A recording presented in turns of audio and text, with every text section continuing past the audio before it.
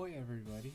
Well, I'm going to be writing an essay today, and it's going to suck. Yeah. So, this essay is about the book, well, not the book, sections from the book called Reading Lolita in Tehran by Azar Nafisi. And basically, the book is about Tehran, and it oppressed these women, and it banned all these books, and it restricted teaching styles. And what ended up happening is that the teacher, Azar Nafisi, she decides that she's fed up with all these restrictions and quits her job. And she ends up picking students from her university classes that seemed dedicated in reading these stories, and she selects them to come to her apartment every week. What a weirdo. And they read books, like fiction. Yeah, it's fiction. And what they do is they learn from the fiction, and they are enlightened, I think. Yeah. So, the question is, throughout the text, Nafisi talks about the distinction between fiction and reality.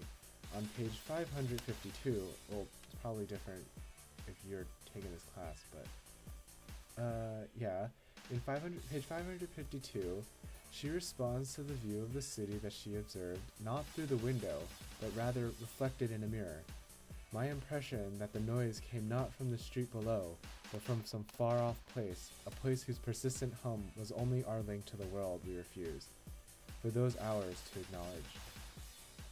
In refusing to acknowledge the outside world, were Nafisi and her students denying reality or creating a world beyond the reality to which they were restricted? Explain your answer and support your thesis with references to the reading. Okay, so I already wrote this essay because I had to write a rough draft for this paper already. So what I wrote about was basically they are creating this world above and beyond reality, but it's to escape the restrictions that were put on them in society, because society was like, you gotta wear veils, you're not allowed to wear makeup.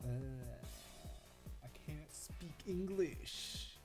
But yeah, you're not allowed to wear makeup, you can't wear your favorite clothes, no nail polish, no nothing. So, and I have a sister, so I know how much that means to girls.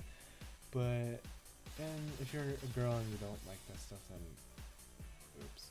But yeah, basically it's like saying you're a person and you are not allowed to express yourself. So basically, I'm not allowed to wear this. I have to wear certain clothing that everyone has to wear. I'm not allowed to do anything to my hair. I'm not allowed to, I don't know if guys wear makeup. I have to basically do everything the same.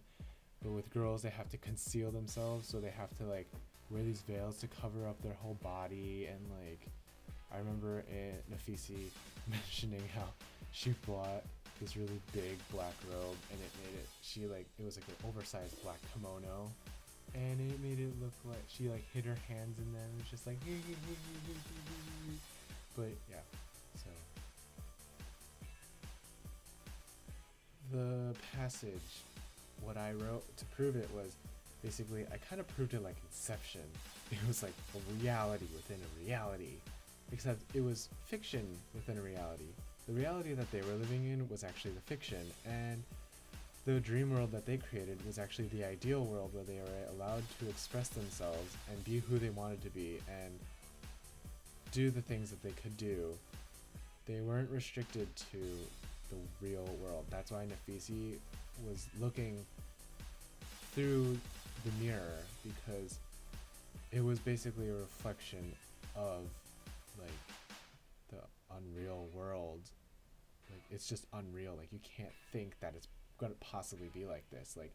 Not too long ago, women were allowed to walk around the streets without these veils. They didn't have to do all this stuff. They were equal and free. But then they put all these restrictions on them and stuff. It was really weird. But yeah. So then I went on saying how they had to do it and it was necessary for their survival because then they would have no hope for the future and like then they wouldn't be able to like survive and it would just suck. So yeah. This video would probably be one of my shorter ones because XBuzz is a class that you take in college.